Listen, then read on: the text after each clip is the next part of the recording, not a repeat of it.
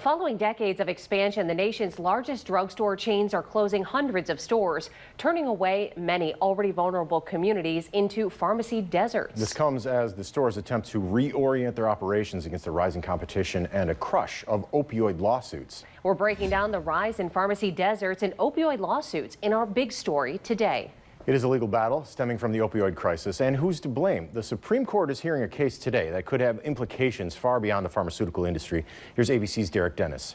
It's a potential watershed moment in the opioid epidemic. Today, the Supreme Court will review a $6 billion bankruptcy settlement between Purdue Pharma, the maker of OxyContin, and the victims and communities ravaged by the opioid crisis. At issue, the deal gives Purdue Pharma's owners, the Sackler family, immunity, protecting them from lawsuits. The victims fought for this plan because they want to help people who have lost loved ones, who have been affected by the opioid crisis, to recover money. Attorney Edward Niger helped negotiate the settlement and wants it upheld. But the Justice Department is opposed, arguing there must be unanimous consent among all the claimants to give the Sackler family, which made billions off OxyContin, immunity. The Sacklers may be bad people, but they're not stupid people.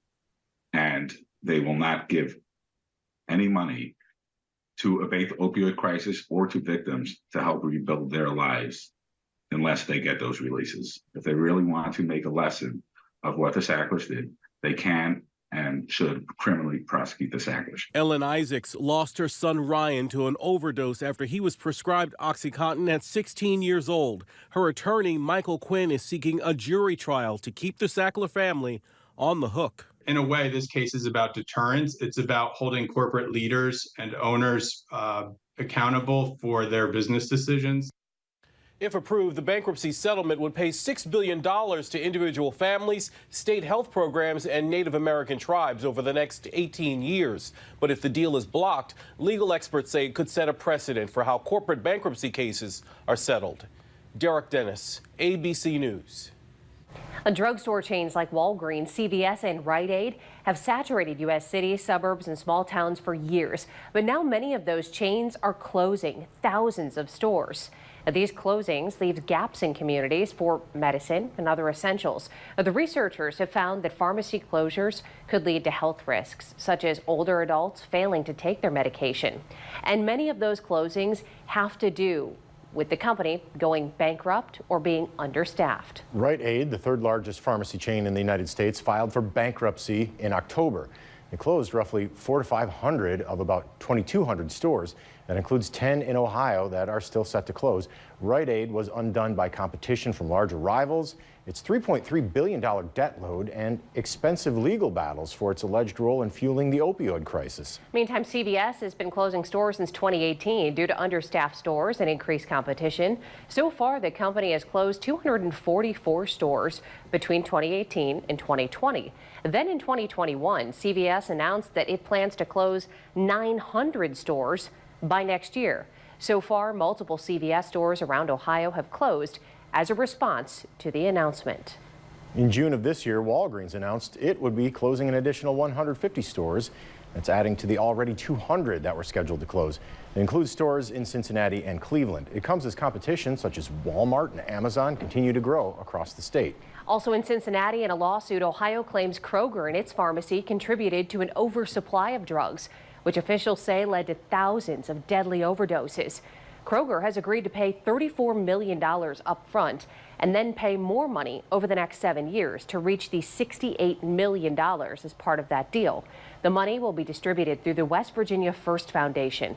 That's a nonprofit. Also involved in this lawsuit, Walgreens, CVS, and Rite Aid. All of those companies have already settled. And expanding retail pharmacy chains often push out local pharmacies in the process. It can cause a number of independent pharmacies to decrease. And it's been decreasing by nearly 50% from the year 1980 to 2022. Rite Aid, CVS, and Walgreens have also been shuttering some smaller stores for years.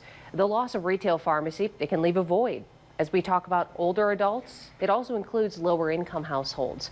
Roughly 1 out of every 8 pharmacies closed between 2009 and 2015 disproportionately affected independent pharmacies and low income neighborhoods. All of that information coming from a study that was published in the Journal of American Medical Association. That study found that pharmacies at greatest risk of closures are those with a large customer base on public insurance, which have lower reimbursement rates than private plans, as well as independent pharmacies. Also contributing to a rise in drug overdoses across the country is how illegal drugs are being sold on social media. One family who lost their child to a drug overdose 3 weeks away from his college graduation is now vowing to fight illegal pill sales online. They're taking a unique approach, trying to work with social media companies and approaching Snapchat directly. Snapchat says it's now proactively filtering out approximately 95% of drug-related content. As an indication that it is working, they say community flags of drug content related to sales have dropped from 25% down to 2%.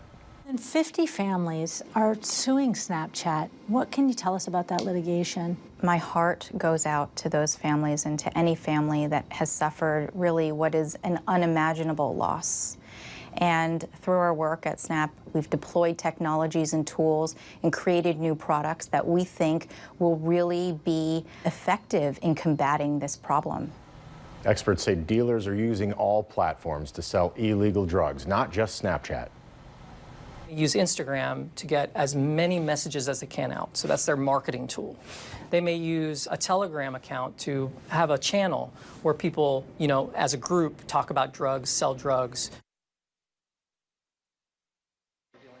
Ohio will become the 24th state to allow the possession and use of marijuana for recreational purposes this Thursday. That means Ohioans will be able to legally smoke for the first time, grow their own plants, and share what they grow with eligible family and friends. However, there will be nowhere in the state where Ohioans may legally buy that now that they can legally smoke. A state licensed recreational market could still be about 9 months away. Ohioans will also not be able to buy seeds to grow their own plants because they're not sold yet in Ohio, even to patients under the medical marijuana program. Some Ohioans are showing some disagreement with the new rules. For one, it won't be so hard to get a license for people that don't have the money, that struggle with opioids and alcohol. It'll be another avenue for them. Others are excited to expand their businesses and welcome the new law with what they say are open arms.